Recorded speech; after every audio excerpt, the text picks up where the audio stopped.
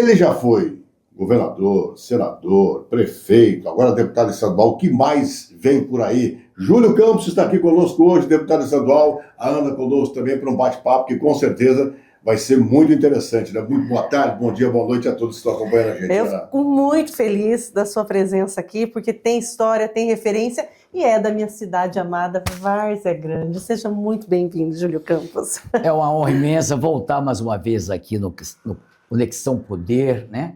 Para falarmos de tudo quanto é assunto que for perguntado. Agradeço ao convite, né?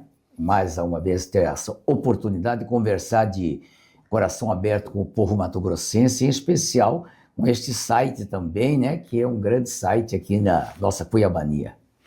Muito bem, vamos começar direto então fazendo uma pergunta sobre os últimos episódios da Assembleia, né? Com relação aos empréstimos consignados. Deputado, você tem uma coisa que é muito bacana, você é muito franco, né? E a franqueza que você usou na Assembleia esses dias para falar do consignado foi algo assim que impactou como ninguém tinha falado, né? Olha, vamos investigar, cuidado porque tem muita coisa para mexer, vai aparecer coisa aí e até grupos políticos podem estar envolvidos com essa farra dos consignados. De onde vem essas informações?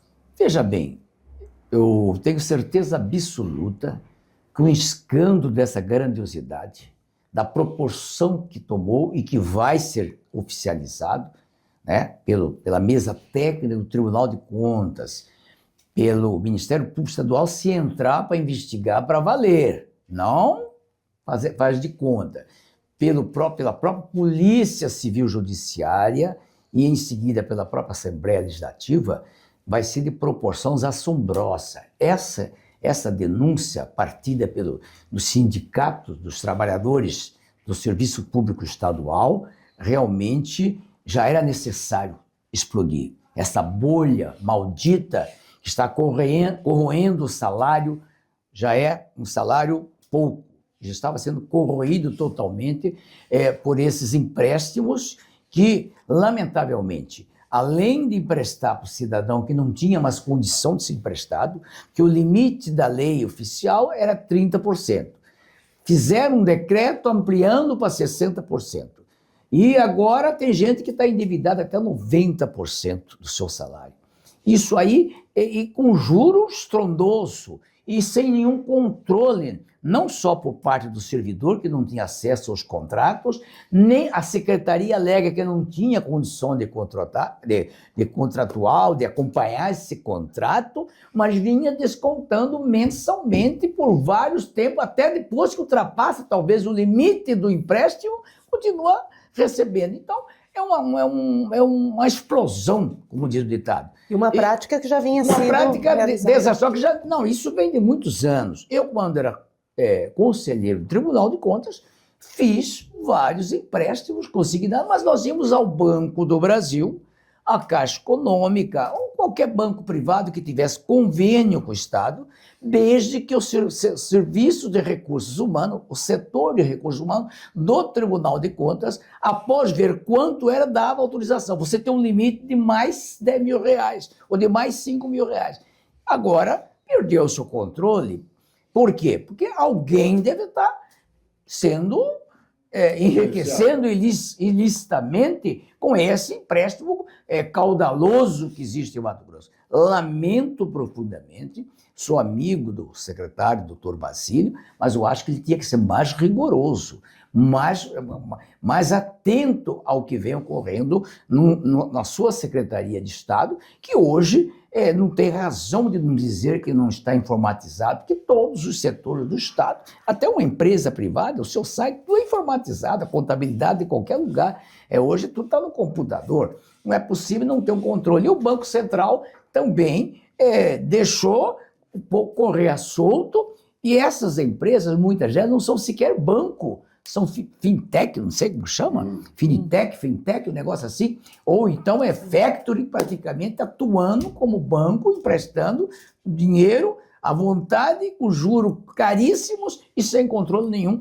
não só da Secretaria de Planejamento, como dos próprios órgãos a qual o cidadão é servidor. Porque cara, devia ter um controle. Por isso, eu não acredito. Se não houver uma punição severa não vai dar em nada. Punição para quem?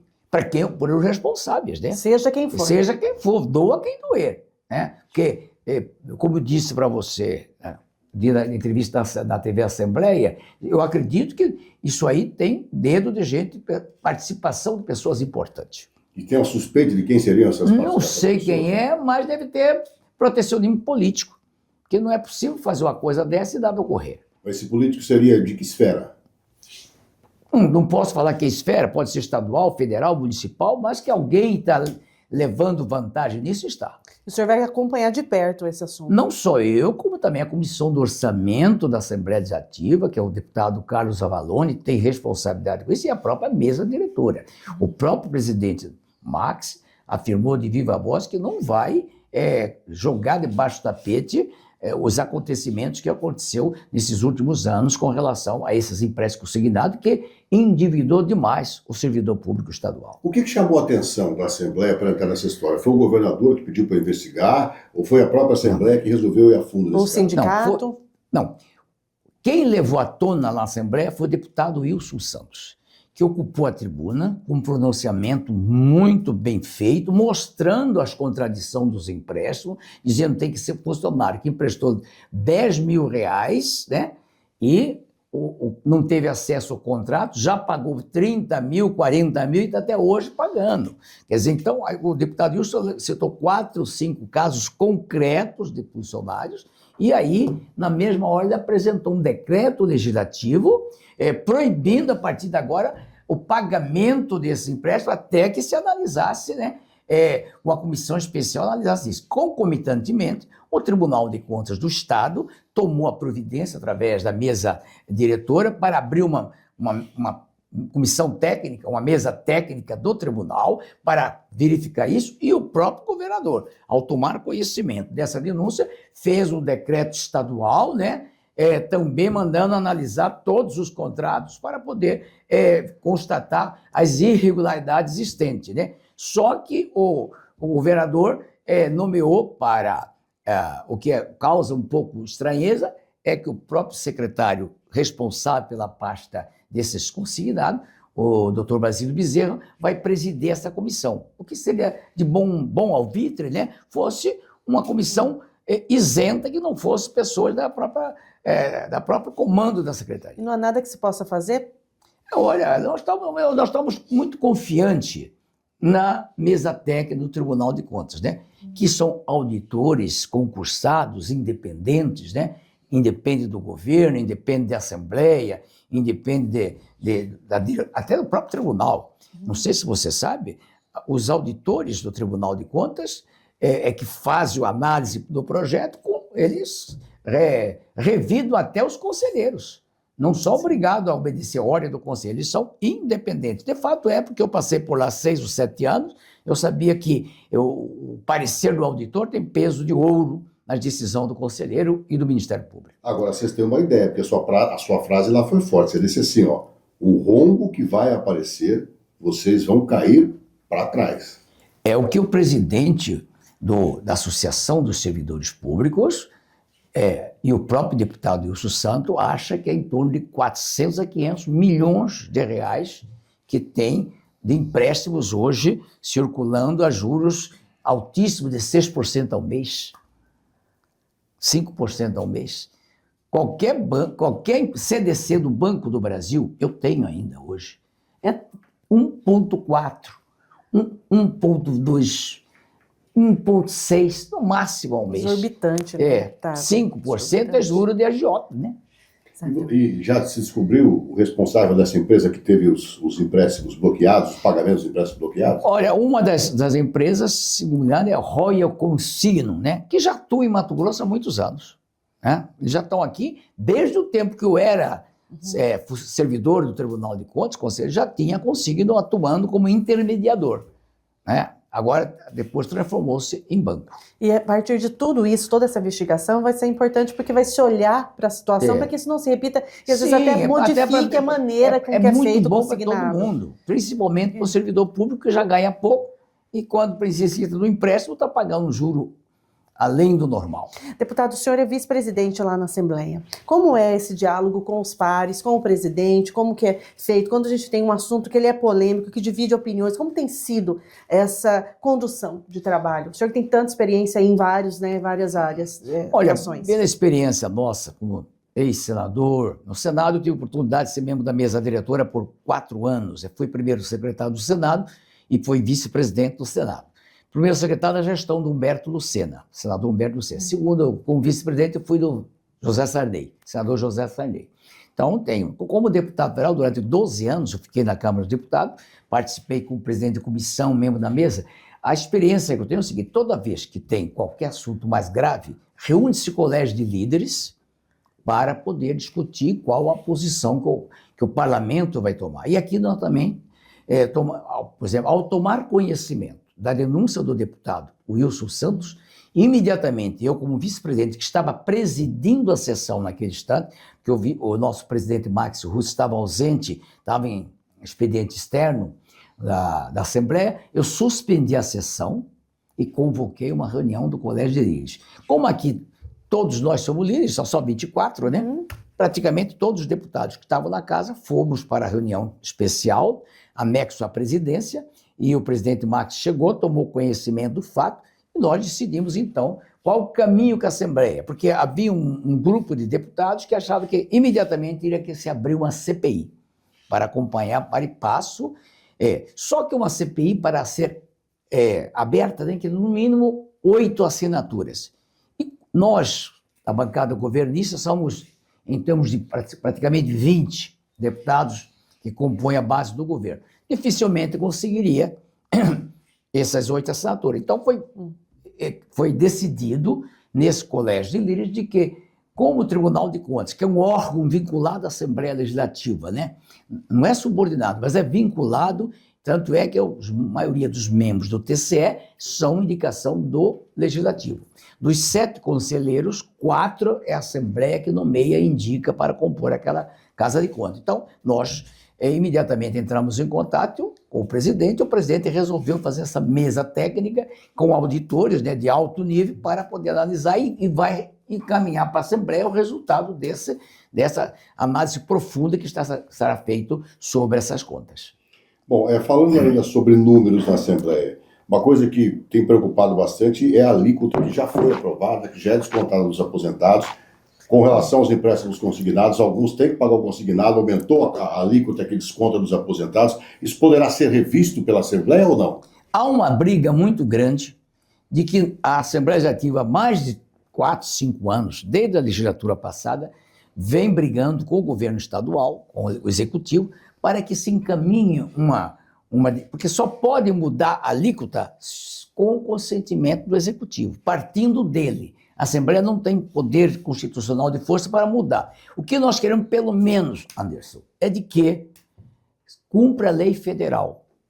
Como é a lei federal? A lei federal diz que o cidadão aposentado com teto até de 10 salários mínimos, que é hoje lá em Brasília em torno de 8, esses são isentos do pagamento, os aposentados são isentos do pagamento do percentual do INSS, que era 11, agora é 14. Aqui em Mato Grosso, o governador, mostrando de que o MT-Prev vinha sempre sendo deficitário e que a maioria, que todo mês o governo tinha que aportar uma grande quantidade de recursos para pagar a folha de pagamento dos aposentados e pensionistas, ele fixou apenas em 3 mil e poucos reais, 3.200. Quer dizer, quem ganha acima de 3 mil reais já é descontado 14%, o que é muito pesado. Uma pessoa que ganha 5 mil reais, descontar 14%, já é 700 reais. Para a pessoa, que significa um salário muito grande, principalmente porque ele precisa comprar remédio, está aposentado, quer dizer, é muito difícil. Então, nós temos uma briga muito grande para nós fazermos, pelo menos aqui em Mato Grosso, igual é Brasília, igual é vários outros estados brasileiros, que respeita o teto constitucional federal com relação aos aposentados. Essa é uma briga que nós vamos empreender neste ano para ver se no ano que vem nós temos condição de implantar em Mato Grosso. E o diálogo com o governador tem sido fácil? O senhor é da base governista, vice-presidente da Assembleia? Não é muito fácil porque o governador entende de que os números ainda do MTPrev são ainda deficitários, né? Mas vamos chegar a um conselho. Ano que vem, ano eleitoral, as coisas mudam um pouco, né? Muda em que sentido? No sentido de melhorar o relacionamento, algumas Flexibiliza mais para o servidor público. Por exemplo, nós temos um problema sério, que é o RGA.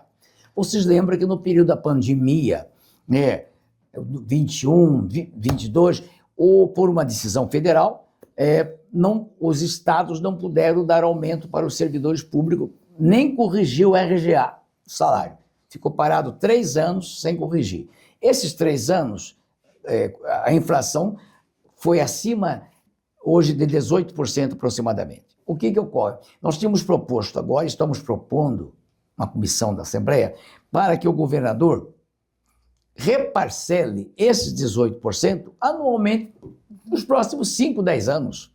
Todo ano, ao invés de dar o RGA de 4,82, desce de 6,82, 2% a mais, até corrigir a defasagem que tem no salário do servidor público de Mato Grosso. Realmente, o salário do servidor público de Mato Grosso ainda está aquém da realidade. Nós temos que reconhecer isso. Embora tenha algumas categorias que são muito bem aquinhoadas.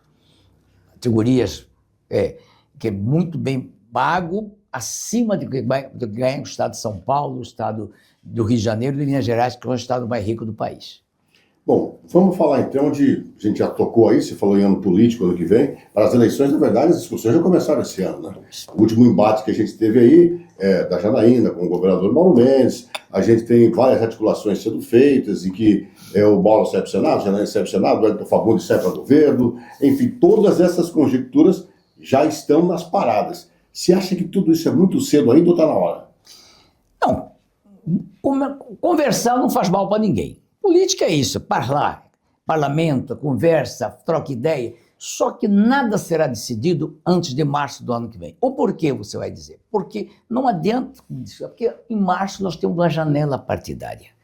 Durante 30 dias de março, qualquer político portador de mandato pode mudar de partido sem nenhuma punição por parte da legislação eleitoral. Então, o que ocorre?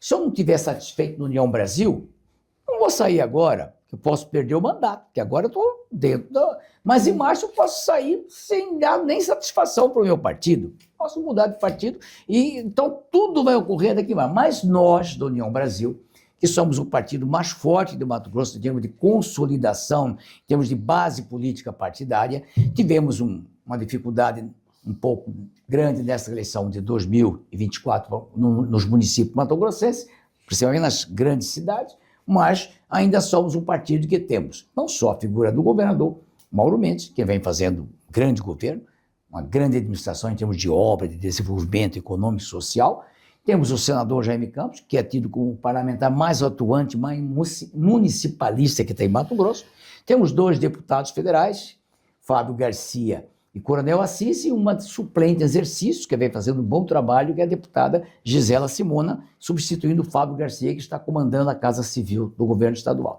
E temos 4 deputados estadual.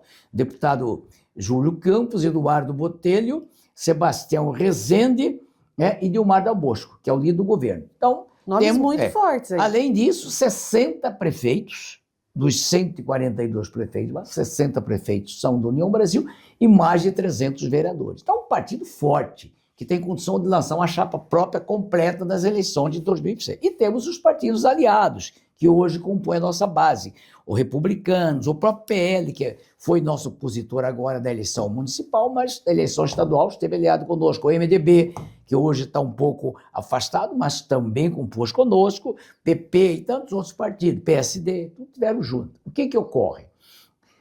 Nós estamos programando uma reunião agora, dia 2, próxima segunda-feira, do partido, para nós começarmos a conversar inicialmente no nosso núcleo da executiva do partido, o que vai ocorrer, porque a grande preocupação nossa é que os outros partidos estão movimentando, Anderson. O PSD, comandado pelo ministro Carlos Fávaro, está atuando, agregando novos filiados, preparando uma forte chapa de deputado federal e deputados estaduais, consequentemente fortifica a candidatura dele à reeleição de senador. O O MDB, com a deputada Janaína assumindo a sucessão do Carlos Bezerra, com o apoio do Léo Bertolin, ex-prefeito para velho, presidente da MM, com a máquina da MM na mão, está se movimentando, fazendo o MDB crescer, filiando logo. O republicano, comandado pelo vice-governador Otaviano Pivetta, que tem pretensões de disputar o governo, também está se movimentando, levando aliados novos. Recentemente filiou Neri Geller, né, que é uma ex-deputado federal. Enfim, todos os partidos estão agindo. Agora nós, da União Progressista agora, fizemos uma fusão recente com o Progressista, mas o Progressista de Mato Grosso só tem um deputado federal, poucos prefeitos, poucos vereadores, mas mesmo assim já era nosso aliado. Então vai somar um pouco, então nós temos que nos preparar. Por quê? Na próxima legislatura, o Mato Grosso poderá ter 10 deputados federais e 30 deputados estaduais, ou no mínimo 9 e 27. Então nós temos que ter no mínimo 28 ou 31 candidatos a deputado estadual e no mínimo 11 ou 9 deputados federais. Se nós não irmos para o interior agora, convidar ex-prefeito, vereadores fortes, para vir somar na chapa conosco, até com um compromisso de daqui a 2 anos, se ele quiser disputar a eleição municipal majoritária, ter o nosso apoio, nós vamos ter uma chapa de deputado. Nesta eleição passada, a União Brasil descuidou, lançamos só 19 dos 25 candidatos. O que aconteceu? Fizemos 4 deputados estaduais. Não fez o 5º por causa de 6.500, 7.000 votos. Se tivesse tido a chapa completa, mais 6 candidatos, pode ser de pequenos candidatos, 300, 800, 1.500 votos, 2.000 votos, nós teríamos feito o 5º deputado. Isso. Então, nós vamos reunir para começar, porque nós temos, nossa preocupação não é a chapa majoritária. Na majoritária, nós temos 2 fortes candidatos. O senador Jaime Campos já colocou seu nome à disposição para disputar o governo. Então, eleição de governador, União Brasil já tem o nome do Jaime Campos. E o governador Mauro Mendes também já se dispôs, já colocou seu nome, possivelmente para disputar o Senado Federal. Então, a nossa chapa, um candidato a governador e a senador, são os 2 melhores candidatos que nós temos para ganhar a eleição. Então, nós temos mas nós temos que preocupar com a chapa proporcional. Quem serão os nossos 10 candidatos a deputado federal, para poder eleger 2 ou 3? Quem serão os nossos 30 candidatos, 27 candidatos a deputado estadual, para eleger pelo menos 4 ou 5 deputados? Então, é essa preocupação que está nos levando a reunir na próxima semana e conversar, trabalhar, porque senão nós vamos ficar para trás. Na próxima eleição, nós vamos reduzir a nossa bancada federal para 1 e deputado federal, no máximo estadual, para 3. E falando em ficar para trás, o senhor citou aí o resultado em grandes cidades, me fez remeter à questão do Calil Botelho, que perderam, né, o Calil com composição pelo MDB e o vice do União Brasil, e aqui o Botelho União Brasil. 2 cidades importantes em Mato Grosso, em que aconteceu uma derrota não prevista. Não foi só aqui. Então, nós fomos chacoalhados, né? Perdemos em Cuiabá, na capital, não fomos sequer para o segundo turno, que é uma barbaridade, né? Perdemos, radicalizou-se bolsonarismo e lulismo, terminou indo a Bira e Lula para o segundo turno, e nós que ficamos no centro, ficamos fora. Perdemos Várzea Grande, que é uma cidade que é o próprio Instituto Gazeta Dados, que é um órgão até respeitado, anunciou 64% no dia da eleição e apurou voto, perdemos por 7.000 votos, uma ilustre desconhecida na política, né, que nunca tinha tido nenhum mandato, que é a atual prefeita, a doutora Flávia Moretti, ganhou a eleição. Perdemos Rondonópolis, nós tínhamos todos os partidos de centro, apoiamos o Thiago Silva, e perdemos surpreendente para o Cláudio Ferreira, do PL de Bolsonaro. Perdemos Primavera do Leste, tínhamos o vice-prefeito Ademir candidato, da União Brasil, com apoio do MDB e todos os partidos, perdemos para o PL com o Sérgio Macchini. E perdemos também Sinop. Roberto Donner ganhou a eleição de Sinop. Quer dizer, então, não conseguimos eleger nenhum município importante, com exceção de Cáceres, né, que foi eleita uma prefeita que também não é nossa, a Eliane, que foi apoiada por nós, o vice-prefeito é nosso, mas consideramos uma aliada, né? E também Barra do Garças, que foi o único município grande que a União Brasil ganhou com e prefeito. Aí, nessa mesma reflexão, né, nós tivemos aí cidades grandes, que o centro perdeu para o extremismo, e o que fazer diferente nessa estratégia de agora para o próximo governo, para que não se polarize, tendo a possibilidade, se o PL não compor com a União Brasil, lançar candidatura própria? Não, esquece essa história. Ninguém se ilude, o PL não vai compor conosco. Bobagem, o PL Não hoje compõe. não vai. O PL hoje tem força para disputar sozinho todos os cargos de Mato Grosso. O PL já tem candidato a governador, não é só um. 2 nomes lembrados para governador. Um é o senador Edson Fagundes, que tranquilamente tem 8 anos de mandato, pode disputar sem nenhum prejuízo, né? Se ele perder, ele é senador. E o outro é o empresário, o Dílio Aminotti, que está se ensaiando, um cara novo, um fato novo na política, que pode, né, ter sucesso. E já tem o senador Medeiros, pronto para ser senador, e ele já tem uma chapa forte de deputado federal, né? Os atuais deputados dele, mais vai entrar o marido da falecida Amália Barros, é o Boava, né? Sobrenome do... Já tem vários candidatos. O Coronel Assis está saindo do União Brasil também para ir para o PL ocupar o espaço de Abílio, né? E outros candidatos. Então, o PL vai ser chapa própria, até porque, por questão de vaidade, né? Eles foram vitoriosos na eleição municipal, né? Ganharam os maiores centros de Cuiabá. Se você comparar todos os prefeitos eleitos de União Brasil com os do PL, nós perdemos em número de votos, né? Porque foi muito forte. E também, quem poderá vir ser nosso aliado, que ainda tem chance? É o Republicanos, e é o próprio MDB, com toda a dificuldade de relacionamento hoje existente entre o governador Mauro Mendes e a deputada Janaína, ainda é possível, porque nós temos 2 vagas de senador e a vice-governadoria. Podemos compor uma chapa grande e forte, mas política é a arte de engolir sapos e largatos. E eu disse, como se o adversário de hoje é o Correio da Manhã. Então não podemos radicalizar para que possamos enfrentar, porque o nosso maior rival, né, aqui em Mato Grosso, pode ocorrer de ter novamente uma chapa do PL e uma chapa da esquerda, né, com Fávaro, Lúdio Cabral, Rosa Neide, e não se iluda não. Todas as vezes que o PT lançou, o Lula foi candidato, ele tem 30%, 33% dos votos em Mato Grosso. Então a gente tem que ter muita habilidade, senão a vaca vai para o brejo. Bom, no seu partido você anunciou Jaime candidato ao governo, e outros candidatos também. Júlio Campos, vai ser estadual, vai ser federal? Qual vai ser o seu caminho? Olha, se eu estiver bem, com saúde, como eu estou hoje, com entusiasmo, porque eu vou estar ano que vem com 80 anos. Então, 80 anos já é 80 anos, não é. Mas com a jovialidade não, de 20. Graças a Deus. Com essa memória com essa memória, com a jovialidade de... Estou muito bem de saúde, graças à inteligência boa, perna boa, porque eu caminho todo dia, né?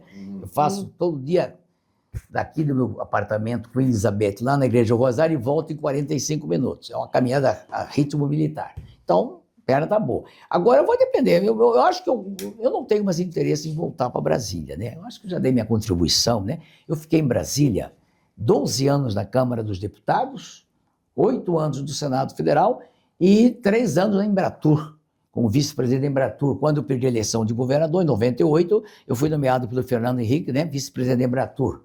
E vim depois de lá para ser conselheiro do Tribunal de Contas. Então, já dei minha contribuição em Brasília. Eu acho que o máximo que eu posso aspirar é ser reeleito deputado estadual, até porque eu venho fazendo um bom trabalho na Assembleia Legislativa de Mato Grosso, e eu gostei do ambiente. É mais fácil, é mais próximo, né? A gente está mais em contato com o povão, com a base. Se você ver meu gabinete, hoje até teve um fato novo lá. Meu gabinete é pequeno, eu sou tido como baixo clero, né? Aqueles gabinetinhos. Tem o alto clero, que é Botelho, Janaína, Dilmar, Nininho, Maxi, que estão lá há mais tempo, Wilson Santos. Tem uns gabinetes muito chiques, muito grandes, né? O meu é uma salinha de espera, menor que este estúdio aqui, a minha salinha, uma salinha da assessoria, 3 salinhas pequenas, 4 salinhas pequenas, né? E um banheiro. O que ocorre? Como eu sou um deputado muito popular e muito povo vai, eu sou da Baixada, né? Eu tive 60% dos meus votos foram aqui, Cuiabá, Vaza Grande, Santo Antônio, Livramento, a Baixada Cuiabana. Me elegi aqui. Eu sou o deputado mais procurado da Assembleia. E, como dentro da minha sala cabe 6 pessoas, eu pedi para a Assembleia que colocasse os 4, 5 bancos no corredor da Assembleia para o pessoal que vai falar comigo não ficar de pé no corredor, aquele povão, né? Hoje foram tirar. Não é permitido, aquele corredor, o senhor está ocupando o corredor da Assembleia para pôr o povão sentado aqui. Eu falei, ninguém vai tirar daqui. Né? Então me dá um gabinete condigno para receber o povo, né? Intrometer com uma fileira de cadeira no corredor. Eu falei, ó, corredor é largo. Isso é a casa do povo, né? Então, essa é a casa do povo. Então, o que acontece? Eu acho que, pelo trabalho que eu venho fazendo, eu sou lutador, você sabe, né? Eu quando pego no chifre do boi é para parar. Então, estou trabalhando bem, eu acho que eu posso até, se Deus quiser, com saúde, disputar uma reeleição. E Várzea Grande? Várzea Grande tem um vínculo afetivo, o senhor foi votado em Várzea Grande, pensar em voltar como prefeito de Várzea Grande não existe essa possibilidade? Já passou. Eu acho que prefeito é cargo para jovem, né? Vereador e prefeito é cargo para jovem, né? Você vê, eu acho que a idade para ser prefeito, no máximo 40, 45 anos, né? Que tem que ter aquele contato, ir para a rua, ver cano arrebentado de água, esgoto, sujeira, lixo, meio-fio. Então, é uma função para jovem. Já dei minha contribuição. Acho então, o que o Abílio faz hoje, você concorda? O Abílio é um mídia social brilhante, né? E ele está atuante. Coitado do secretário dele, né? Deve estar suando para acompanhar o pique do Abílio. Até eu aconselho. Primeiro, Abílio, emagreça um pouquinho. Segundo, faça exercício. Cumpra o que o Bolsonaro falou, né? Perde algumas arrobas, né? Para poder acompanhar o pique dele, né? Porque ele, eu acho que nem dorme direito, né? De madrugada está no pronto-socorro, não sei o que lá. E a própria prefeita Flávia também tem sido muito atuante. Vamos reconhecer. Somos adversário político, mas nada contra. Tanto é que eu dei uma emenda de R$1,5 milhão para fazer cirurgias fila zero para a Flávia e R$1 milhão para o Abílio de emendas, né? Hoje liberei também R$1,5 milhão para Santo Antônio. Das minhas emendas parlamentares, 60% ou mais eu destinei para a saúde pública. Não ficou um município da Baixada Cuiabana, onde atuo, sem receber. Destinei R$1,5 milhão para a reforma do Hospital Municipal de Santo Antônio, já foi pago hoje. A prefeita Franciele deve estar sorrindo com o caixa cheio. Quero acompanhar a reforma lá, né? Quero acompanhar a atuação da saúde lá. A Flávia já R$1,5 milhão, a Abílio R$1 milhão, R$1,5 milhão para Poconé, R$1 milhão para Jangada, a Corizal, 500 mil, Jangada não, aquele Rosário Oeste, que é a Jangada no teu hospital, ocupa de Várzea Grande. Ou então distribuir recursos, Chapada dos Guimarães, para todos os municípios que eu tenho base de apoio popular e alguns municípios do Nortão e do interior do estado que a gente ajudou. Quer dizer, então, eu dedico muito para a saúde, né? E apoio também muito a parte de assistência social. Eu destinei recursos para o abrigo dos velhos, para uma horta, para a área também do meio ambiente, plantação de árvore, arborizar um projeto. Enfim, nós estamos ajudando o que for possível. É muito pouco recurso, né? Você tem 26 milhões por ano antes, você distribuir para os municípios. Eu que fui votado em quase 139 dos 141 municípios do estado, eu não posso, né? Não tenho condição. Eu sou o deputado voto pingado, né? Que pingou em todas as cidades de Mato Grosso. Né? Até Querência, eu nem conhecia, 80 votos em Querência.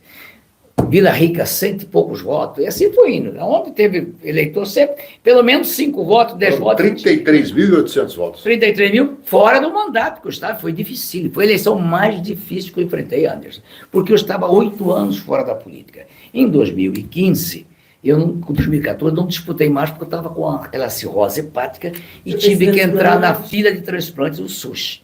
E levou 2 anos, 3 anos de espera. Eu fui transplantado em 2017.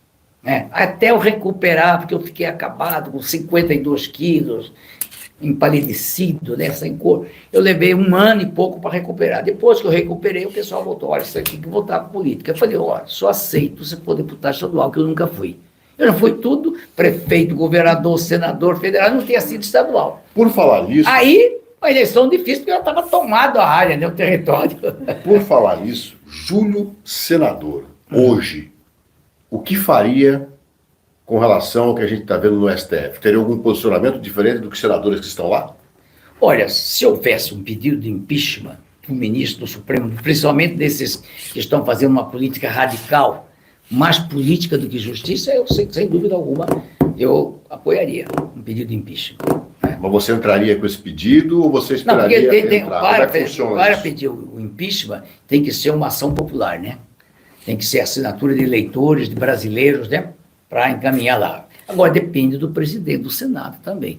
A força que o presidente tem e da Câmara é muito grande, porque você apresenta o pedido e ele engaveta. Nada vai para o plenário sem passar pela presidência. E por que você acha que hoje eles não estão fazendo isso, em alguns casos engavetando? Muitos casos, hoje é por pressão, talvez por medo, né? Pode ter ou ele ou algum familiar seu ter algum processo correndo lá, e você sabe que hoje o Supremo Tribunal Federal, lamentavelmente, tem muitas decisões que são políticas e não jurídicas. Então você acha que isso impede que os senadores façam alguma coisa? Eu acho que sim. É um dos fatores que pesa muito nessa decisão. É o medo? É o medo. E não é só lá. Vários parlamentos estaduais, municipais, têm medo do executivo. Por isso que o voto, quando vai votar um veto de governo, seja federal, estadual, municipal, o voto tem que ser secreto. Porque aí o parlamentar tem liberdade de votar como ele pensa, sem ser depois cobrado ou punido, né? Retaliado. Aqui mesmo, há pouco tempo, surgiu um impasse, né? Porque foi derrubado o veto dos mercadinhos. Os mercadinhos dos presídios. Aí houve um clamor, todo mundo xingando. Mas o que aconteceu? A maioria, os 13 deputados dos 23 presentes, foi 13-10, né? 10 mantendo o veto do governador, acabando com os presos. Mas o desembargador Orlando Perry, que é o coordenador da área penal do Tribunal de Justiça, foi à Assembleia Legislativa, acompanhado dos juízes da área criminal, e disse o seguinte: está aqui a legislação federal. O artigo tal do Código diz que todas as penitenciárias públicas têm que ter não é mercado, um posto de venda para os produtos essenciais que não é fornecido pelo governo do Estado. É uma escova de dente, é uma pasta, é uma coisa assim completa. A maioria dos deputados entendeu de que realmente, se a lei federal assegura isso, por que o Estado vai querer derrubar? Embora o governador Mauro Mendes tenha razão, ele está muito forte com a sua política de tolerância zero, né, de combater os crimes organizados, mas a Assembleia entendeu que juridicamente, se não fosse, ia entrar com uma ação, um ADI, e seria derrubado, porque a lei federal é maior do que a lei estadual. Né? Então, por isso, aí houve o clamor, o pessoal falou, deputado, mas se a votação fosse aberta, talvez não teria acontecido isso. Né? Bom, na área da saúde, voltando aqui para o Estado, há essa discussão, a Assembleia, inclusive, tem debatido isso com relação à Santa Casa. Fecha, não fecha, o Estado compra, não compra, o que fazer com a Santa Casa, já que não terá para onde abrigar os pacientes que já estão. Como é que está essa história? Veja bem, quando o governador pediu autorização para o grupo Alberto Einstein, de São Paulo, assumir, terceirizar a administração e o controle médico do novo Hospital Central de Cuiabá, que foi uma obra começada no meu governo há 40 anos atrás e agora, graças a Deus, está sendo terminado. Foi um projeto que surgiu da cabeça do médico Gabriel Novis Neves, que era o meu secretário de saúde, e falou: Júlio, nós temos que fazer um hospital moderno, né, grande em Cuiabá, para atender já hospital de referência. E contratamos o escritório Bros de São Paulo, veio e fez esse hospital. Aí, não terminou no meu governo, é uma obra muito grande, agora, graças a Deus, o governador Mauro está terminando. Nota 10 para o governador. O que ocorre? Nesse dia, nós levamos o projeto autorizando, aprovamos em prazo recorde, 24 horas, foi aprovado o projeto, levamos para o governador. E lá na hora, nós falamos: governador, tem um pedido do prefeito Abílio de que, como o senhor está anunciando que ao inaugurar o Hospital Central, o senhor vai devolver a Santa Casa, vai fechar o serviço médico da Santa Casa, nós não podemos permitir isso. Nós queremos propor o seguinte: o prefeito Abílio se dispõe a assumir a manutenção, né, e o serviço prestado pela Santa Casa, mas desde que nós adquirimos o prédio, porque o prédio está sob júdice, porque há uma ação trabalhista dos antigos funcionários da Sociedade de Beneficência Santa Casa, que foi fechada, de aproximadamente 46 milhões. Para indenizar 400 a 500 funcionários que tinha a Santa Casa que não receberam os encargos trabalhistas. Se o senhor comprar, né, e entregar, a prefeitura mantém a Santa Casa, porque lá tem o centro oncológico pediátrico, é muito bem equipado, atende as crianças com portadores de câncer. Então, e o nosso Hospital Central não terá esse serviço suficiente. E o Hospital do Câncer de Cuiabá, que é preparado para isso, nos afirmou que eles também não têm condição. Eles já estão lotados, né? O nível de paciente que tem hoje no Hospital do Câncer de Cuiabá é o suficiente. Então, o governador ficou de estudar Olha, nós até oferecemos, governador, se necessário, a gente corta alguma despesa da Assembleia e ajuda, né, a comprar aquele prédio antigo, até porque o prédio, Anderson, é tombado pelos fãs, pelo patrimônio público, pelo patrimônio cultural brasileiro, não pode ser derrubado, porque o Ministério do Trabalho, a Justiça Trabalhista, quer colocar em leilão e quem comprar vai fazer prédio lá, uma empresa vai comprar lá, vai querer derrubar e não pode. Aquela parte que está antiga tem que ser preservada, porque é um dos prédios mais antigos de Cuiabá, de 1800 e pouco. Então, o resultado, nós estamos aguardando a conversa que tivemos com o governador, para que não feche a Santa Casa, para que o governo compre o prédio antigo e libere a área do fundo, que pode vender para empresários, para quem quiser fazer prédio, né? E aquela área da frente ali do seminário Nossa Senhora da Conceição fique preservada e continue funcionando sob o comando da Prefeitura de Cuiabá. Todos nós dispusemos até ajudar com emenda o município de Cuiabá para ajudar a manter o que tem montado lá, porque tem muitos equipamentos novos, modernos, né? Que não vai ser ocupado, porque aqui o novo Hospital Central está comprando tudo novo, trazendo da Alemanha, trazendo de onde for os equipamentos melhores. Então, tem necessidade. Se já está montado lá, por que não, né, continuar lá, mantida pela Prefeitura de Cuiabá, com o apoio do governo do Estado? E se o governo não quiser comprar? Aí, cabe ao prefeito fazer uma desapropriação, né, do patrimônio e tomar para a Prefeitura. E a Assembleia já se dispôs. Nós fazemos um corte no orçamento da Assembleia, de despesas internas da casa, e ajudar a Prefeitura nessa compra também. Uma esperança. O doutor João José, que é o nosso médico e primeiro secretário da Assembleia, junto com o deputado, com a Comissão de Saúde, deputado Lu, deputado Paulo, deputado doutor Eugênio, o pessoal que já está disposto, né? E o deputado Max já concordou, se necessário, a gente faz corte, né? Corta alguma despesa e ajuda a Prefeitura a adquirir esse imóvel para não fechar. O deputado Avalon está batalhando nisso e não há porquê. É mais já está pronto, é o caso do Júlio Milha ali.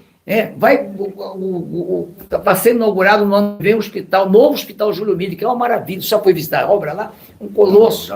É uma obra maravilhosa. São 300 novos leitos aqui, 300 novos leitos lá. Mas já ouvi falar que vai precisar de transporte para dar lá dentro. Sim. Não, é muito grande, é um hospital escola, né? Porque também lá os alunos da medicina vai estar lá, quer dizer, mas o que ocorre? O senador Jaime Campos, atendendo ao pedido da reitora da Universidade Federal de Mato Grosso, a professora Marlene, junto com o deputado Cabral, que o procurou, já foram no ministro da Educação, porque lá o Hospital Júlio Milha é do Ministério da Educação e não da Saúde. Por conta de ser a escola. Já garantiu que no orçamento já vai estar previsto, este ano já vai ter um pouco de coisa, e no ano que vem já vai ter o recurso total para a compra dos equipamentos, que é alguns milhões de reais que custa para equipar aquele hospital, que vai ter um hospital. Então, aqui o Júlio Milha Velho, que eu, quando era governador, reformei e doei para o Hospital Escola da Faculdade de Medicina da UFMT, na gestão do reitor Benedito Pedro Lulio. Então, o resultado, esse hospital, esse aí não precisava desativar. Vamos transformá-lo no hospital de infectologista, para os doentes que tiverem doença infecciosa, que já está equipado. Demanda, né? Ainda mais, o que mais tem é demanda. O governo está sendo muito benéfico. O governador Mauro Mendes está fazendo um grande trabalho na saúde. Está construindo não só os 12 hospitais aqui em Cuiabá, como também um hospital regional, em Tangará, Juína, Confresa e Alta Floresta. 4 novos hospitais regionais de alto padrão, né? Mas é insuficiente, porque a quantidade de doentes. Se você ir comigo agora, ali no Hospital Referência, aqui no HMC de Cuiabá, e ir no Hospital de Várzea Grande, você vai ver que de meia hora, de 2 horas, chega uma ambulância com pacientes do interior para se internar aqui. Então, é que Mato Grosso cresceu demais. Nossa população vai chegar agora a 4 milhões de habitantes. Por isso que aumentou a bancada. O estado de Mato Grosso já ultrapassou 3 milhões e 850 mil habitantes. E você sabe que piorou o nível de saúde do povo, né? Hoje o povo está ficando mais doente do que no passado, né? E todo mundo quer o SUS, porque a maioria do pessoal não tem condição de pagar um plano de saúde, de ter, né, um hospital próprio. Portanto, e o Estado tem condição. Hoje o Mato Grosso, graças a Deus e graças às medidas duras tomadas pelo governo Mauro Mendes, no início da sua gestão em 2019, com o apoio da Assembleia Legislativa, foram aprovadas leis mais duras, diminuídos os incentivos fiscais das empresas, cobrado fundo, aumentou. Hoje só o FETAB arrecada por ano quase 4 bilhões de reais, só o FETAB. O Estado arrecada aproximadamente 45, 50 bilhões por ano. Então, tem dinheiro, né? Temos hoje aproximadamente 10 a 12 bilhões aplicados, que poderá ser destinado uma parte para a saúde pública. Você citou um assunto, nós temos um Estado muito rico. Sim. Mas ainda temos um Estado com muitas diferenças. Sim, regionais. E Horríveis. com muitas diferenças também, o dinheiro na mão de poucos. Sim. E a minoria lá embaixo achatada. O que pode ser feito para isso mudar? É um dos estados mais injustos do Brasil, né? Que temos um bolsão de bilionários, até bilionário mesmo, com mais de bilhão de reais. Na lista Forbes, né? Na lista Forbes, nós também temos aqui, se você vai visitar as casas ali do Florais do Lago, os outros florais que tem, você fica assim, embasbecido com as casas chiques, com casa de 8, 10, 12, 15 milhões de reais, né? Terreno de 1,5 milhão, 2 milhões, 3 milhões de reais. Então, mas em compensação, você vai nas favelas que tem em Cuiabá e também nos municípios decadentes, como é Alto Paraguai, como está Poxoréu, como está Arenápolis, como estão os municípios do interior do estado, Araguainha, muita dificuldade. O que eu pensei? Está na hora de nós fazermos uma política, antes, de agroindustrialização do estado. O que ocorre? Hoje, a grande produção de Mato Grosso sai em bruto, ser exportado para a China, para os Estados Unidos, para a Europa, para onde for. E não paga ICMS, você sabia, né? No momento que você, ao invés, por exemplo, Primavera do Leste, Campo Verde, ali produz muito algodão. Muito algodão. Por que não trazer uma indústria algodoeira e implantar em Poxoréu? Que está de 20 quilômetros, 30 quilômetros da BR, da área de Rondonópolis e Primavera. E aí você ia gerar emprego e renda em Poxoréu. Não precisava ficar em Primavera do Oeste, que é um município rico, nem em Campo Verde, mas sim indústria. Por que não? A região de Cáceres é a região que mais tem couro, mata boi por dia, tem 4 ou 5 frigoríficos abatendo boi. Por que não trazer uma indústria de calçados, como tem o Rio Grande do Sul, como tem Franca e São Paulo? Por que não traz? Para fazer uma política de agroindustrialização. Por que não faz? Eu defendo isso na Assembleia, mas lamentavelmente não temos tido a receptividade que precisava de nós fazer uma política de agro. Porque a soja nossa, por que não fazer indústria de engarrafamento de soja aqui em Mato Grosso? A soja nossa sai daqui bruta. Não tem interesse que isso seja feito? Algo estranho acontece aí que você não consegue motivar. O que seria? Hoje nós temos energia suficiente, você sabia? Hoje o Mato Grosso, antigamente, não vai industrializar aqui porque não tem energia. Hoje nós temos energia suficiente e estamos exportando. 50% da energia produzida aqui em Mato Grosso é exportada para os estados vizinhos.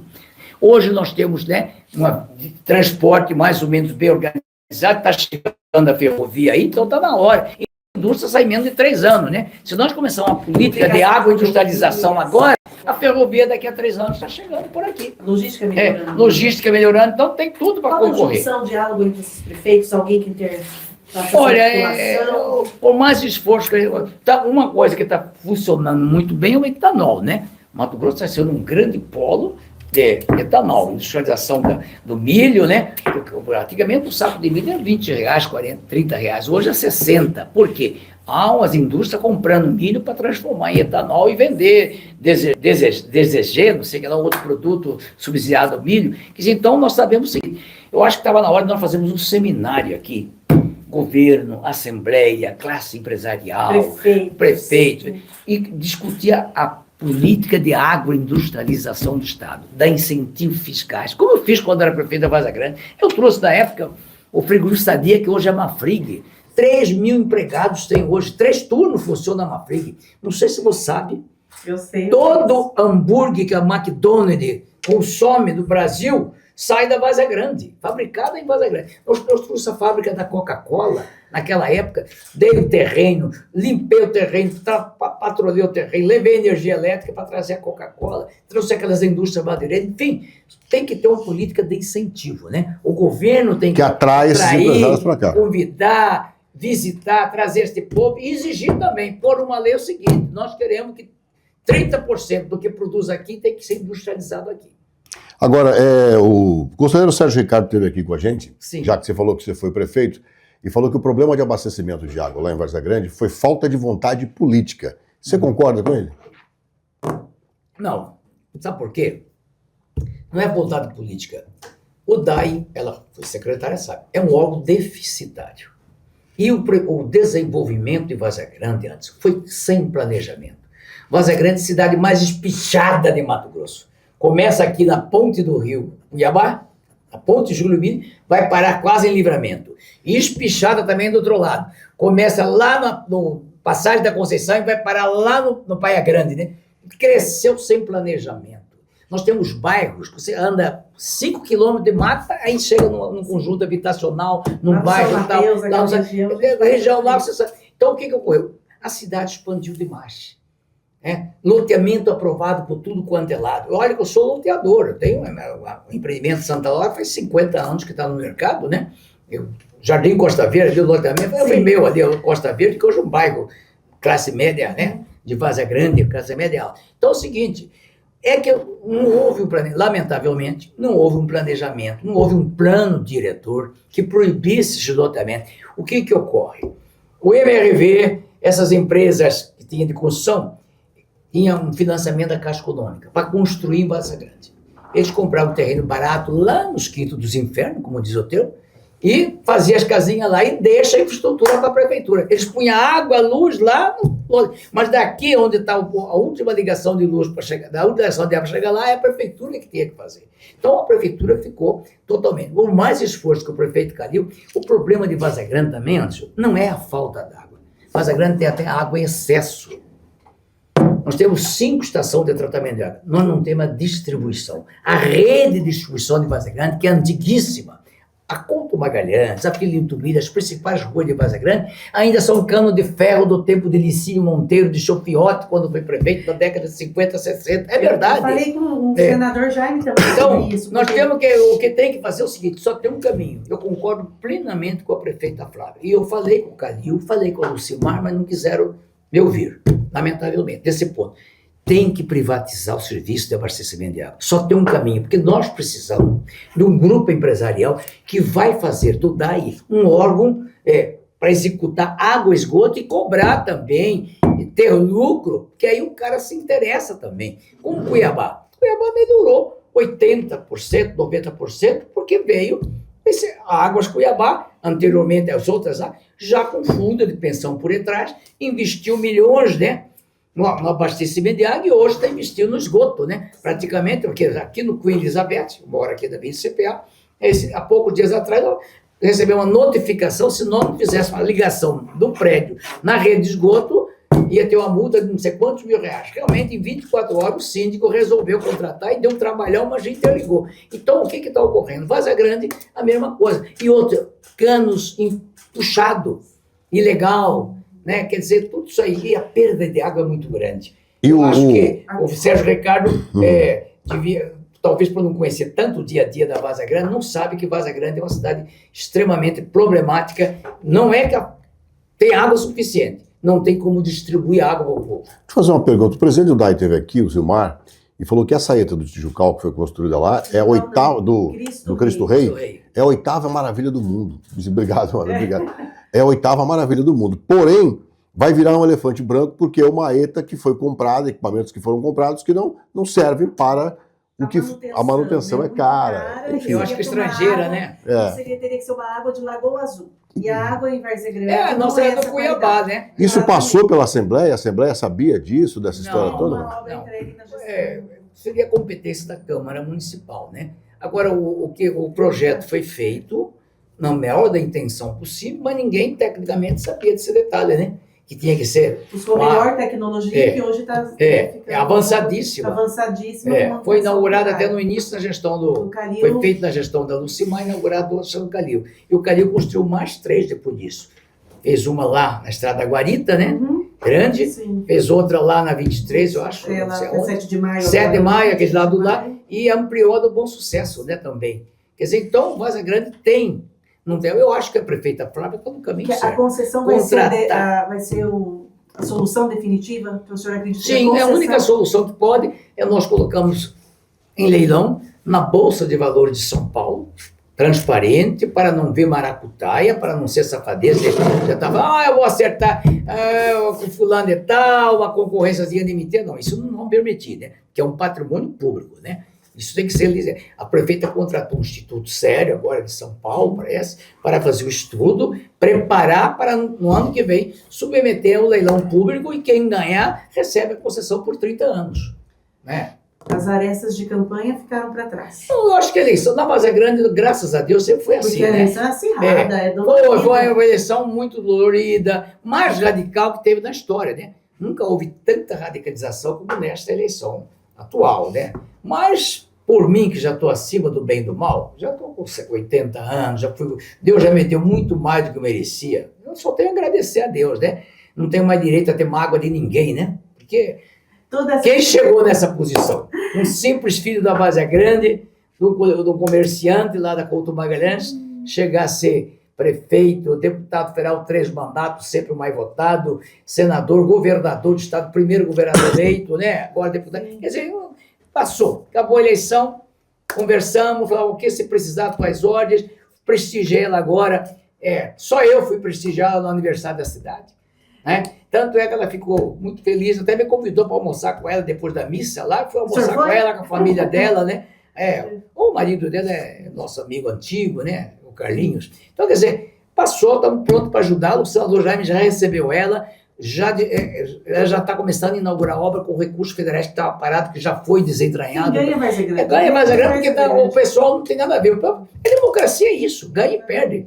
Nós, na Várzea Grande, já ganhamos várias eleições, já perdemos várias. Nós perdemos aquela eleição para a saída da Baracate. Perdemos para o São Napoleão José da Costa. Perdemos a eleição para o Murilo Domingos. Eu até perdi para o Murilo. Nós perdemos para o Alice Guimarães. Quer dizer, tivemos várias derrotas e ganhamos várias. Isso faz parte da democracia, né? Agora, você disse que ocupou vários cargos, né? É a mesma pergunta do Gordo? Então faça do Gordo. Olha, nós temos uma pergunta aqui. Vamos fazer. Faça aí, editor. Qual cargo o senhor mais gostou? Senador, governador, prefeito, deputado, vereador? Eu acho que foi de governador. Acertou. Governador, porque eu tive a oportunidade de fazer um governo que ninguém mais fez. Vamos comparar historicamente. Eu governei em Mato Grosso de 83 a 86. 3 anos e meio, só porque eu saí para ser deputado federal constituinte. Em 3 anos e meio de governo, eu asfaltei 2.133 quilômetros de asfalto aqui em Mato Grosso. Liguei Cuiabá até Alta Floresta. Saí de Cuiabá, fui a Barra do Garça, a 158 de Barra do Garça até a entrada para Canarana. Abri a MT-170 ali de Tangará, asfaltei até Tangará e levei Pajuína, Brasnorte, Aripuanã, Coniza, fundei 24 cidades em 3 anos e meio de governo. Foi um governo de muito... Então eu fiquei muito feliz porque até hoje sou reconhecido. Tem uma coisa que mais deixa mais emocionado. Quando chego aqui à cidade, o pessoal ainda sabe cantar o meu hino, Júlio, Júlio, Júlio.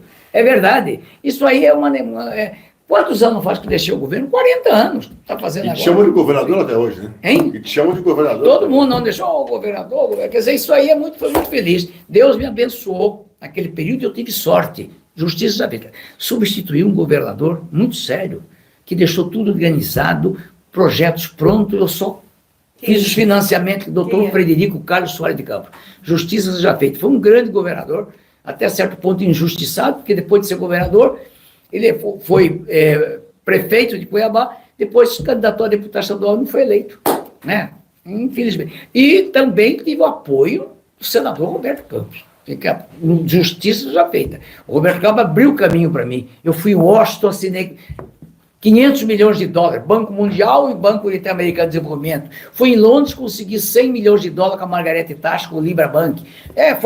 Investimos quase 800 milhões de dólares em infraestrutura do Estado. Quer dizer, então, e peguei um presidente que gostava de Mato Grosso, o presidente João Figueiredo, né? Que ele tem um amor, veio Alta Floresta, veio senhor. Eu tenho uma foto minha do meu irmão do colo do presidente Figueiredo, que saiu da capa da Folha de São Paulo quando ele esteve em Mato Grosso. Ele gostava muito de carregar criança. Eu tenho essa relíquia. Quer dizer, então você não pode. Eu acho que fui muito feliz. E depois entrou a presidência do doutor Sarney, que era meu amigo pessoal, que fui secretário dele no PDS. Então eu tive muita sorte. Por isso eu acho que foi o melhor período que eu tive na vida, né? Foi ser governador do estado. Embora todos os cargos são bons desde que você exerça com sinceridade, Agora, com entusiasmo. Eu tenho uma pergunta minha muito curiosa. Você Sim. fez eu me divirto com isso até hoje. Eu falo assim, pô, o Julinho chamou a gente de fofoqueiro. Eu sei, eu até entendi quando você fala, jornalista gosta de criar isso. Para quem que você mandou aquele recado? Para quem que você mandou? Entenderam? Para que você mandou aquele recado? Porque o pessoal, olha, quando eu chego na Assembleia, às quarta-feiras, que é dia de sessão, vem aquela montanha de jornalistas, mas não quer saber que projeto que você apresentou, que você vai apresentar, não quer saber da atuação parlamentar, só quer saber de fofoca política. Tem eleição de 2020, não é o momento ainda de conversar em 2020, vocês estão começando agora, então... Mas o povo gosta da fofoca. Gosta, Todo mundo gosta. faz parte, é verdade. Ó, a hora voou, né? Ó, Sim. papo bom, são as 4h36 da tarde. A gente começou a entrevista às 3h36, tem 1 hora de papo, né? Ficaríamos muito mais. Obrigado. Muito mais tempo. Alguma coisa que você não falou aqui, que você quer falar? Não? Não, tudo bem. Eu acredito que eu tenho muito feliz porque estou fazendo um bom trabalho. O governo Mauro Mendes vai deixar uma grande gestão como gestor espetacular, com obras no setor rodoviário, empresarial. Eu tenho ajudado muito o governo, né? E também estou confiante de que o Brasil precisa realmente mudar no que vem, se Deus quiser. Obrigado, deputado, pela sua presença aqui. Obrigado mais uma vez a você que está aí. Obrigado, né, Ana? Muito obrigada, muito obrigada. Seja sempre muito bem-vindo. Obrigado. E até o nosso próximo Conexão Poder. Beijo, tchau.